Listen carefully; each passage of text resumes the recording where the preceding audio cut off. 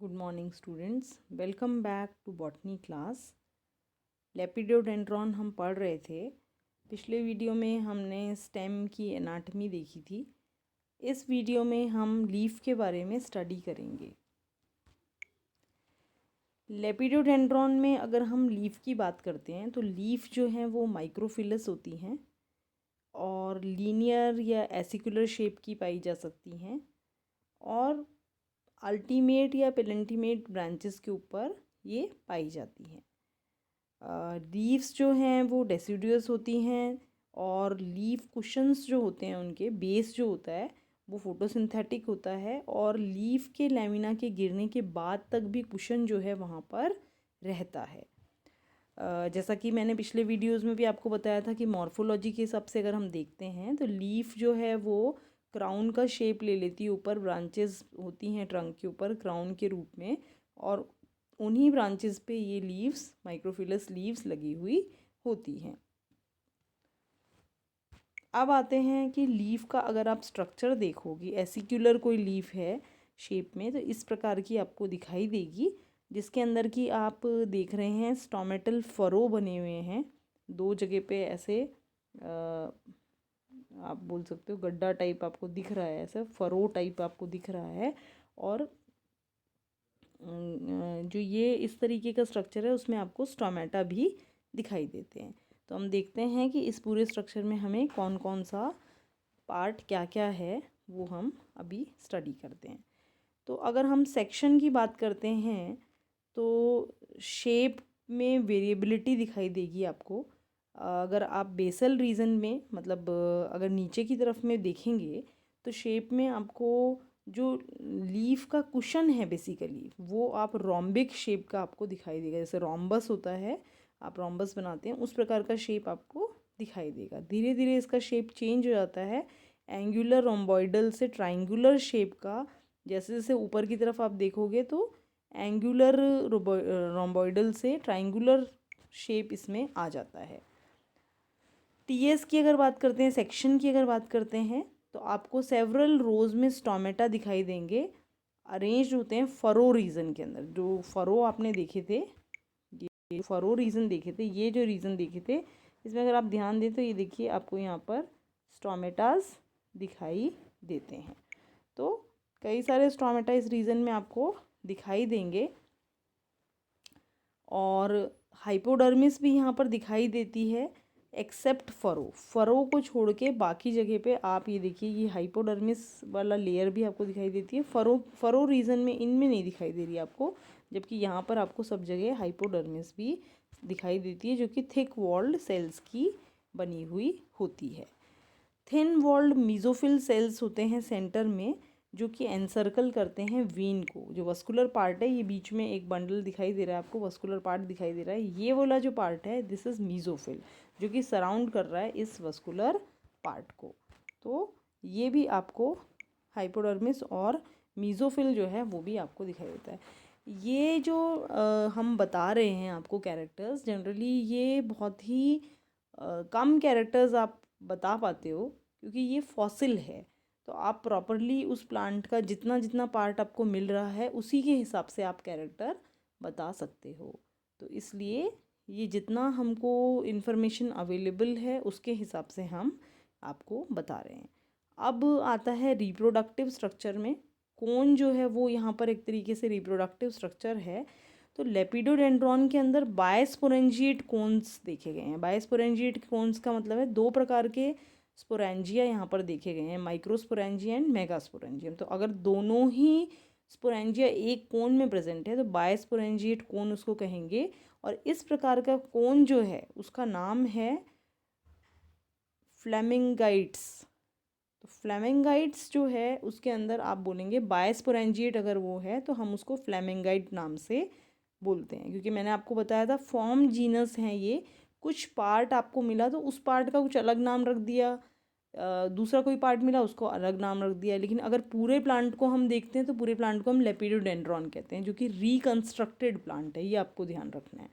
तो स्पोरोफिल्स जो हैं यहाँ पर, जिन पे कि स्पोरोफिल मतलब जिन पे कि कोन लगा हुआ, जिनके ऊपर की स्पोरेंजिया लगा हुआ है, वो स्पोरोफिल्स जो हैं वो हेलिकली अटैच्ड होती हैं सेंट्रल कोन एक्सिस से। जैसे कि आपने और भी टेरिडोफाइट में देखा था, कोन एक्सिस होती है और उसके दोनों तरफ अगर हम एलएस काटते हैं तो उसके दोनों तरफ आपको स्पोरेंजियाज या स्पोरोफिल्स नज़र आती हैं, जिनमें कि स्पोरेंजिया होते हैं। तो microsporophyll bearing microsporangia which usually born in the apical portion. ऊपर की तरफ में आपको माइक्रोस्पोरोफिल्स मिलेंगे जिन पे कि माइक्रोस्पोरेंजिया लगे हुए होते हैं। मेगास्पोरोफिल्स जो हैं जिनमें कि मेगास्पोरेंजिया पाया जाता है, वो आपको बेसल पोर्शन पे नज़र आएंगे, मतलब नीचे की तरफ नज़र आएंगे। ये अगर आप डायग्राम देख रहे हैं तो आप ये देखिए, ये कोन का एक्सिस है बीच में, कोन के एक्सिस के दोनों तरफ में आपको ये स्पोरोफिल्स नज़र आ रहे हैं। स्पोरोफिल्स में ऊपर की तरफ में आपको माइक्रोस्पोरोफिल्स नज़र आ रहे हैं, नीचे की तरफ में मेगास्पोरोफिल्स नज़र आ रहे हैं। ये देखिए यहाँ पर माइक्रोस्पोरेंजियाज हैं ये, जिनमें कि बहुत छोटे छोटे माइक्रोस्पोर्स हैं, और ये मेगास्पोरेंजिया कहलाएंगे क्योंकि इनमें बड़े स्पोर्स आपको दिखाई दे रहे हैं। माइक्रोस्पोर्स जो हैं वो स्मॉलर साइज़ के होते हैं और जिनमें कि ग्रैन्युलर एक्साइन पाया जाता है। कुछ कोन्स या कुछ पीसेस, हमको कहना चाहिए कि कुछ कोन्स ऐसे होते हैं जिनमें कि सिर्फ माइक्रोस्पोर्स ही हैं। तो ये जो जीनस, अगर ऐसा कोई जीनस है जिसमें सिर्फ माइक्रोस्पोर्स ही हैं, तो उस जीनस को हम कहते हैं लेपिडोस्ट्रोपस, उसका नाम है। और ये मोनोस्पोरेंजिएट कोन हो गया लेपिडोडेंड्रॉन का। जैसे कि हमने अभी आपको थोड़ी देर पहले बताया था बायस्पोरेंजिएट कोन। तो अगर बायस्पोरेंजिएट कोन होता है तो उसका नाम है फ्लेमिंगाइट्स, बायस्पोरेंजिएट कोन का। लेकिन अगर कोन के अंदर सिर्फ माइक्रोस्पोर ही पाए जाते हैं, एक मोनोस्पोरेंजिएट टाइप ही कोन का है, तो उस स्ट्रक्चर को हम कहते हैं लेपिडोस्ट्रोबस। तो ये अलग अलग जीनस, अलग अलग फॉर्म जीनस हैं ये, जिनको कि अलग अलग नाम से जाना जाता है। तो अगर आपको लेपिडोस्ट्रोबस के बारे में अगर पूछा जाता है तो आपको इतना ही पोर्शन, आपको स्पोरेंजिया के बारे में यही सारी चीज़ें आपको इसमें लिखनी पड़ेगी जो लेपिडोस्ट्रोबस के बारे में आपको बताया जा रहा है।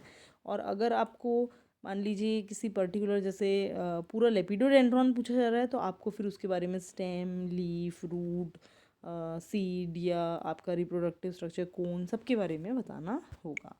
तो अब यहाँ पर हमने कहा कि माइक्रोस्पोर छोटे होते हैं और ग्रैन्युलर एक्साइन उसमें पाया जाता है।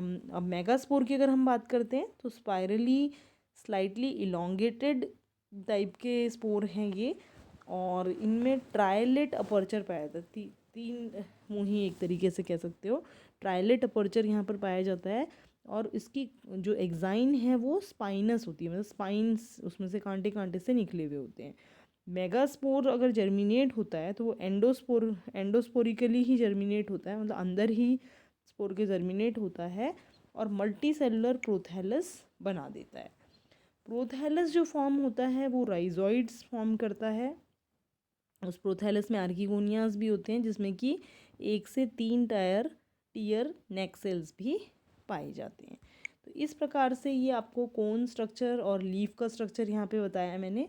और लीफ के स्ट्रक्चर के अंदर आपने देखा कि हाइपोडर्मिस और फरोज के अंदर स्टोमेटा पाए जाते हैं और मीजोफिल सेल्स पाए जाते हैं। उसी प्रकार से हमने इसकी बात करी, कोन की बात करी, तो कोन जनरली बायस्पोरेंजिएट होते हैं। ऊपर की तरफ में मेगास्पोरेंजियम लगी हुई माइक्रोस्पोरेंजियम लगी हुई माइक्रोस्पोरोफिल्स पाई जाएंगी, और नीचे की तरफ में आपको मेगास्पोरोफिल्स दिखती हैं जिसमें कि मेगास्पोरेंजियम पाए जाते हैं।